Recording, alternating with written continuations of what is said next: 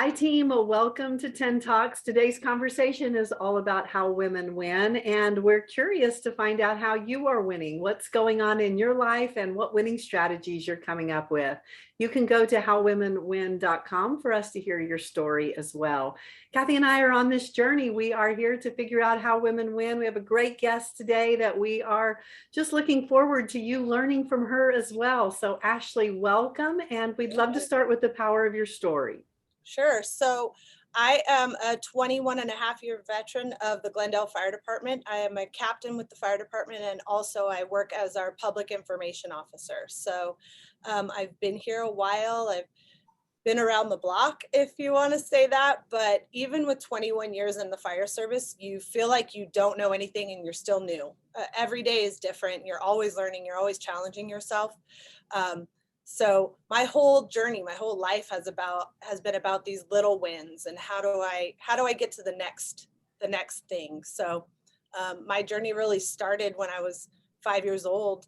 I was in a pretty severe car accident with my mother and thrown through the windshield, and we were transported to the hospital, and the firefighters stayed with me until my family arrived, my father and my grandfather.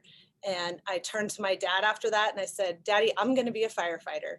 And in the very early 80s, that really wasn't a big thing. And he kind of patted me on the head and said, oh, honey, girls aren't firefighters. And I was like, oh, okay. That's, you believe what your father says and you kind of move on. And then fast forward, I went to Arizona State University and met a female firefighter in one of my classes. And I was like, wait, what? You're a firefighter? Girls can't be firefighters. And immediately I was like, oh no, I need to take those words back. And she forgave me and took me on my first ride along. And I was like, well, 5-year-old me knew. And now, 18-year-old me knows for sure that this is what I want to do. And that's sort of how I ended up where I am now. Well, what a gift it is that your 5-year-old self found your 18-year-old self. And, you really got to step into what a gift you've given our world. And I just want to shout out to Larry, who is the one that connected us. Larry is my trainer. So, Larry, thank you for being power of team. He is always looking out for me and everybody that he coaches. And it's just such a gift. And that's how we got connected, is that his son is now in the fire department. And that was such a huge celebration. So I just want to congratulate both Larry and his son and thank him for getting us connected. And that really is what How Women Win is all about, is just that power of team and talking to women and understanding our stories and really understanding how did we get to where we are today and what have we learned in the journey. So once you were 18 and you met another firefighter, then what happened? Well, I started getting on the testing regimen, if you will. So when you want to become a firefighter in the late 90s, right, early 2000s, you were going through testing processes pretty much everywhere in the valley. There were a lot of departments hiring, but not a ton of spots necessarily. Very, very competitive. I grew up in California, so I didn't have a huge base of support in Arizona. So a lot of what I was doing was reaching out and trying to create relationships so that I had support in this effort. My family has no connection to the fire service, where typically it's really a generational experience in the fire service. And a lot of people come through because their family have been firefighters, whether it's a father or an uncle. I didn't have that. So I started to really try to build community and what you just talked about, kind of team, if you will, who was going to help me get those goals, achieve those things, get myself physically and mentally prepared to do this. So I finished my degree at ASU while starting to test, and then graduated, thank God, and said, okay, I'm going to give myself 1 year to get hired on the fire department. And if I don't get hired here, I'm going to move back to California and start working there, because my entire family was in California. And I got hired a year and 4 days later on the Glendale Fire Department. So setting that goal and achieving that was a really big win for me. Yeah, Ashley, I have a college basketball teammate who was a firefighter in California for many years. And I just remember having conversations with her about the physical requirements. Right. You know, obviously, firefighting is life-saving and frequently requires lifting, heavy, pulling, ladders, et cetera, et cetera. What were kind of the defining moments for you to know that you could get through that? Because when there's a burning building, it doesn't matter what gender the firefighter is. It doesn't. Defining moments. That's a good question. So I don't know that I had any. I never doubted that I could do it. It was never a question in my mind that I would physically be able to do it.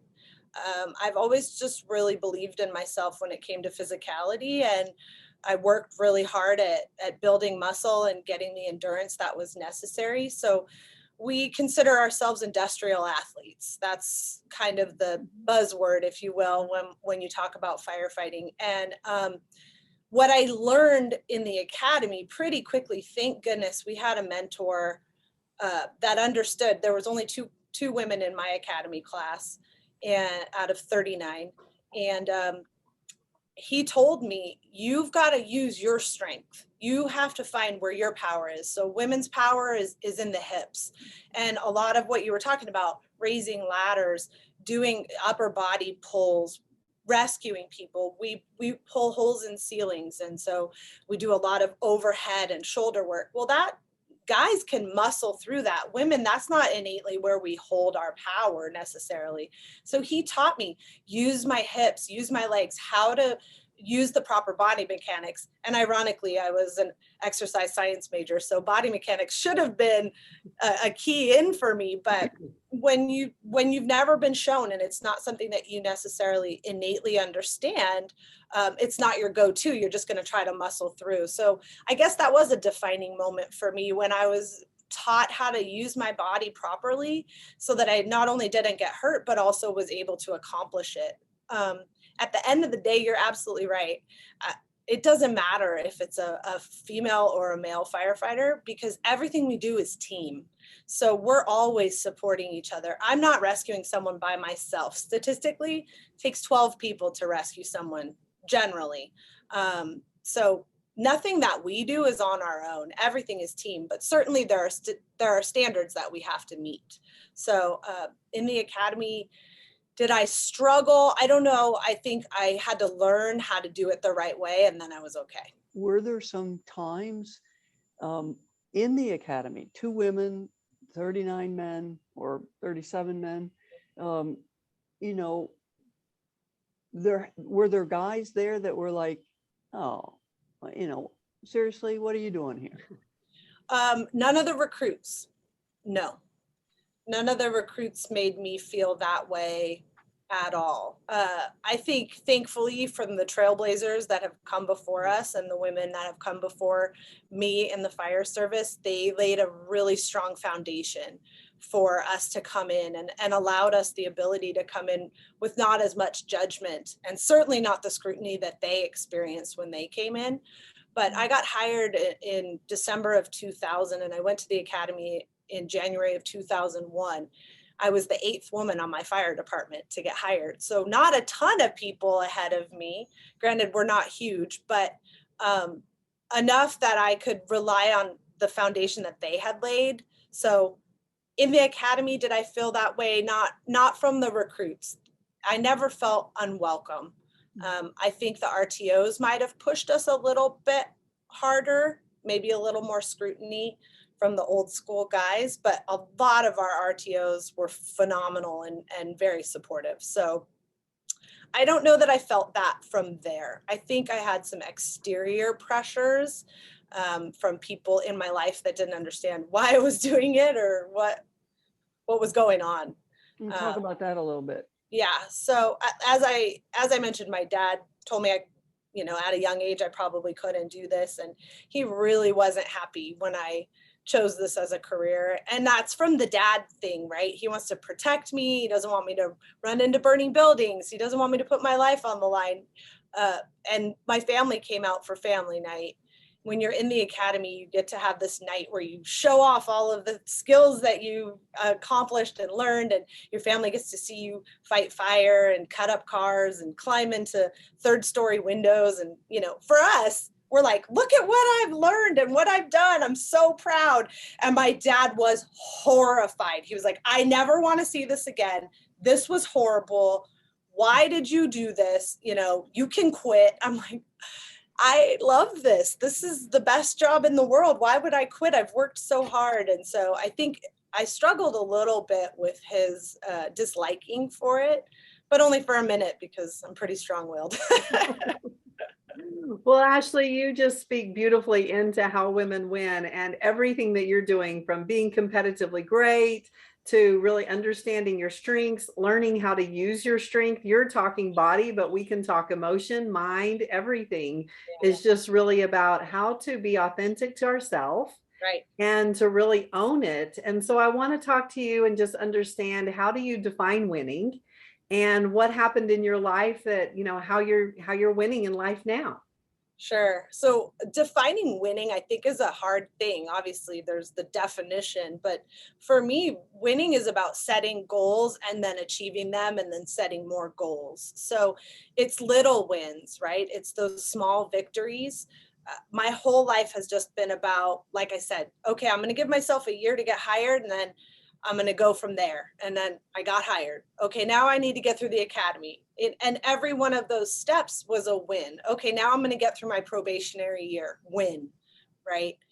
Now I want to promote to captain. Win. All of those were small wins, but huge victories overall for me to get to where I wanted to go.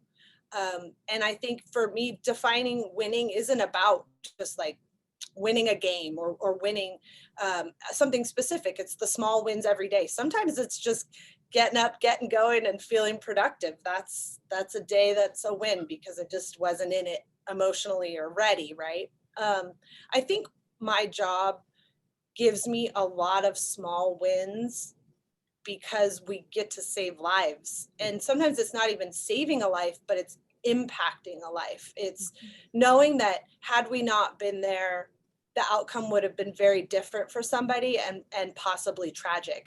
And maybe not even that dramatic, but truly not showing up, 4 people not showing up on a fire truck when someone's having an emergency could be detrimental to someone's life. So we are fed those wins just innately through what we do. And I feel really lucky for that opportunity every time I climb on a fire truck. Now, like I said, I'm the public information officer, so I don't get to respond to emergencies in the same way that I used to. Now I do a lot of the PR and the media and social media, but I have a reach in a different way and an effect in a different way. So to define winning, I think for me, it's just setting small goals, achieving those goals, and knowing there's more to come.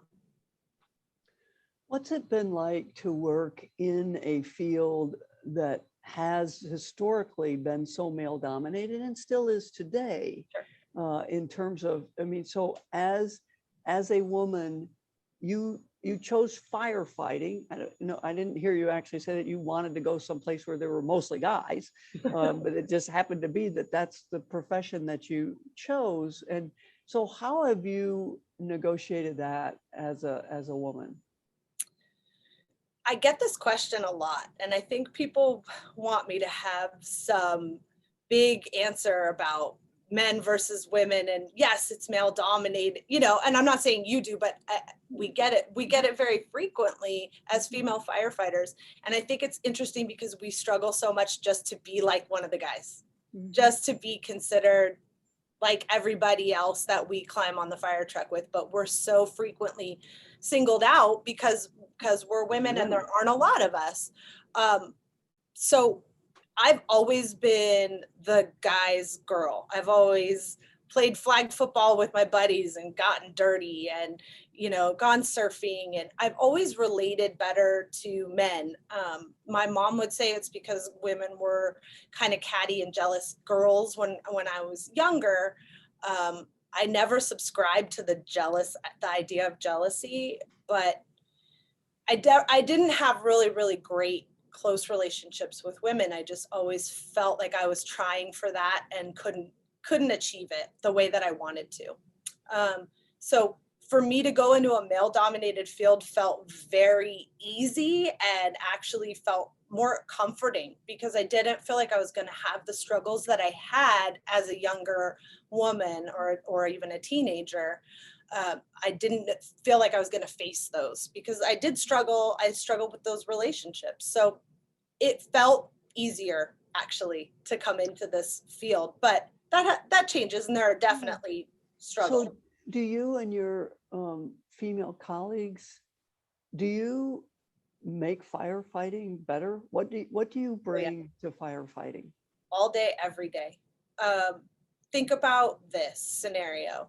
You're pregnant and you go into labor unexpectedly and you have to call 911 and potentially 4 men are going to walk in and now deliver your baby. 4 men you've never met before, right?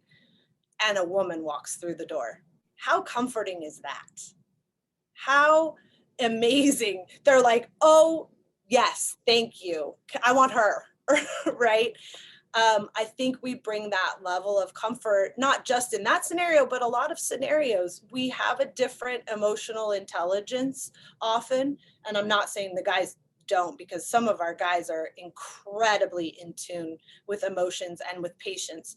But sometimes a woman offers a little something different. And I'm a mom of a 17-year-old boy. So I offer that as well. I can relate to a mom and how she's feeling. And sometimes they call because their kid fell off the bed and bumped their head and they're just scared. And to be able to say, as a mom, I get it. I totally get it, right? We want to protect our kids. We can relate to them and make them feel a little less silly for calling for something that they're now like, why did I call 911 for this, right? So I definitely think we offer that. I think diversity in all fashions is important. So whether that's being a female or of a different race or just different ideas, it's important that we have diversity within all of the things that we do because we represent the community. And so we're going to serve that community. We should represent them. I love it. How have you owned your ambition, which you've definitely done very well. And it's beautiful to watch you be able to be a mom, to be able to do personally and professionally what you're really passionate about. How have you owned it? Thank you. I think I wear my ambition on my sleeve. I don't think I've ever hid my ambitions. Probably I should be a little more coy about them, but why? Why would you even think that? Because sometimes you open yourself up to that competitive nature of others that they see where you're trying to go and maybe they're going to start competing with that or trying to make it a little more challenging for you, right? So often in the fire service, when there's a promotional exam, for example, you will see people go, oh, are you taking the test? And they go, oh, I don't know, I'm not sure. Just so you don't know that they are or somehow impeded, or I'm not really sure. That's not my style, obviously. I'm like, it's right here. Like, I'm going to go for that. And I want to be the best at that. And I want to talk to everyone that can help me do that and who can lend me the information. So I think that's just who I am. I know what I want most of the time. When I don't know what I want is when I struggle the most, and I go for it. So ambition to me, that's what all those little wins are, and that's how you achieve them. Maybe we don't always have to have losses, but are there losses in there that have been setbacks from which you've had to recover, or that you've learned some things that help to shape how you're negotiating your work? I don't know that they're losses, maybe they're growth opportunities. I took the captain's promotional a few years ago. One of the interview questions was, what's your biggest professional failure? And you're sitting there with the fire chief and an assistant chief and then a chief from another department. And it's like, I have to be really vulnerable here and tell you about a time that I messed up. And the biggest time that I messed up, that was hard on the spot, right? And I'm like, oh goodness, there's so many things that I've done wrong. Let me pick the one that I think is the best. But for me, I always try to come at things with a good intention. There's always a why behind why I'm doing something, right? And I feel like the why justifies my actions. So there was an opportunity. I was teaching at the high school. So we have fire science programs at our local high schools too. And I had become the lead of this program because, of course, if I'm going to do it, I want to be the lead, right? And it was our first year. We had just gotten started, and my instructor canceled on me at the last minute. And I'm thinking, I have 18 high school students that are going to be sitting in a classroom at a high school. They can't be unattended. I'm coming off of shift from work. I've just worked a 24-hour shift. What am I going to do, right? So without giving you the details, essentially I pulled my fire truck out of service and I left without telling the captain, which is a huge thing that you just don't do. I did it with the intention that I had to go take care of these kids, but I did it in all the wrong ways. And the following shift I came in and he was like, so let's go have a conversation. And he was absolutely right. And I profusely apologized. And he wasn't cruel. It just, what were you thinking? Right. And I clearly wasn't thinking, but he gave me the opportunity to grow from that and to learn from it. But I hold it really, really close because I know what I did and what I put at risk. And if someone did that to me at this point in my career as a captain, I know how I would feel. So was it a loss? No, thank God nobody got hurt. No one missed a call, right? An emergency wasn't not tended to, but it was a growth opportunity for sure. It was a gut check. Yeah, that's amazing. Let's talk about your emotional currency. So that's really what you've just shared, is that ability to be vulnerable and just what it takes to own the strength that you have to have as a woman doing the career that you're having, and also the vulnerability of just living inside who you are authentically. And so how do you invest your emotional currency, and what does it take for others for you to give it to them? That's a really tough question because I don't think I've ever dealt with the idea of emotional currency. Certainly, we've talked about emotional intelligence a lot, but using it as a currency is interesting. I feel like vulnerability is the biggest gift we can give one another. And when we allow someone in and we're vulnerable and they're vulnerable, that's when you really can connect. And that's where you build trust. And in my line of work, trust is everything because I am believing that the 3 other people on my truck are going to save my life should something terrible happen, and they're believing the same of me. We walk into some of the most horrific scenes you can ever imagine, and we have to be strong and we have to perform and we have to give life-saving treatment. And we're not able to fall apart in those moments, but we have to be able to get back on a truck after that and let down our guards and have those really vulnerable conversations. So I think I invest my currency, as you say, in my people and in the organization that I work for. I give literally everything I have to this place because of the people here. I truly love the humans that I work with, and I will do anything and everything I can to make their lives better and to make sure that we're building trust and we're building strong bonds and relationships so that we can all have happy, healthy careers and retirements. A big thing that I have done, and it's pretty recent in the last year, was get really involved in the cancer screening process for firefighters. It's the leading cause of death for firefighters now is cancer, and cancer caused by the occupational exposures that we have.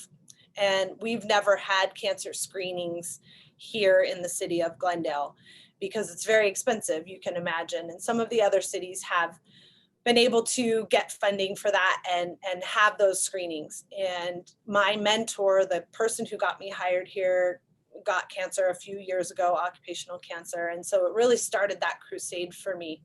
And I was able to be a part of securing a federal grant for $1 million so that we could all have cancer screenings.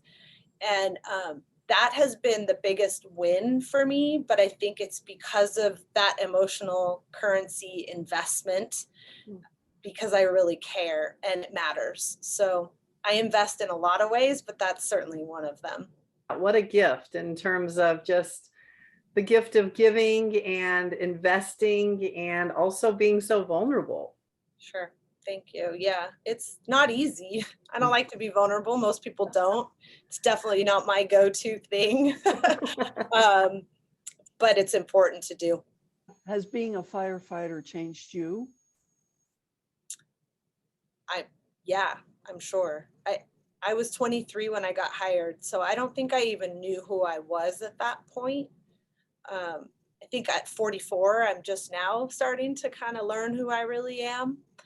I think it molded me in really positive ways. I think it gave me a different perspective than most people have, some good, some bad. I think I have less empathy than the average person, and my mom will tell you that that's true, because we have to put a guard up at some point in order to endure all of the things that we see. We can't take that all in.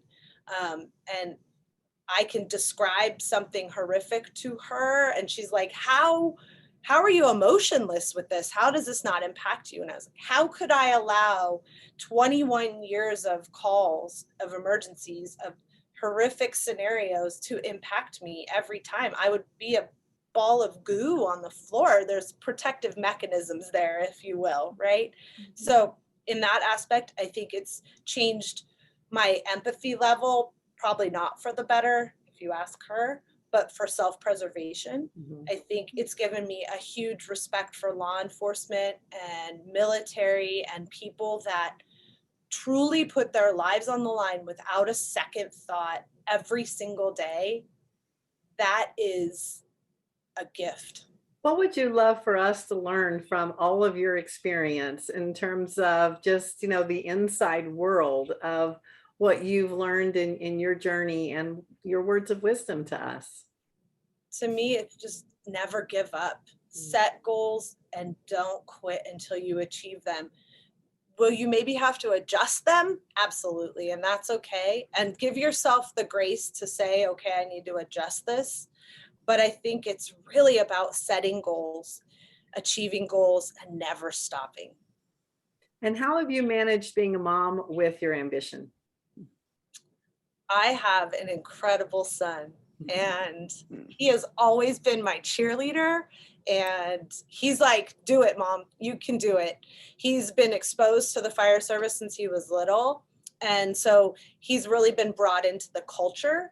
And that's a big part of the fire service. We're all about family. So he's been to every charity event every single year that we've ever had it. And he's been a part of the family barbecues and the off-duty events. And I worked at a station where we did family Sunday dinners every Sunday. And so my ex would bring him down and he would get to take part in that. So I think that work balance with life has been big. And I think we have a good time off in the fire service. So I get to be the PTA mom when he was younger and make sure I was at the sporting events. Granted, you miss Christmas sometimes and birthdays and you have to have them on a different day. But I think actually this has been a gift for being a single mom because of the time I've had. And now that he's older and doesn't need me quite in the same way, he's just been so phenomenal. I think this has been a really insightful, and I appreciate your openness and just sharing of your life and experience and learnings and failings and all of it with us. So appreciate it very much. Absolutely. I appreciate you having me on. It's fun. I love podcasts and, supporting people, women or otherwise, is always important. And talking about what we've been through, that's how we learn, right? So thank you. Well, Ashley, it's been a treat. Thank you very much. And thank you for just having the courage and, of course, never giving up and, just going for what matters to you. You are an inspiration and such a gift for us to learn from. Thank you so much. I really appreciate it. Okay, team, it's up to you. Go out and win your week. Learn your definition. Set those short-term goals so that you can have those little wins and celebrate them and see what it leads to. So thank you. And if you'd like more information, go to howwomenwin.com. Thank you, Kathy. Thanks, Carlette. Thanks, Ashley.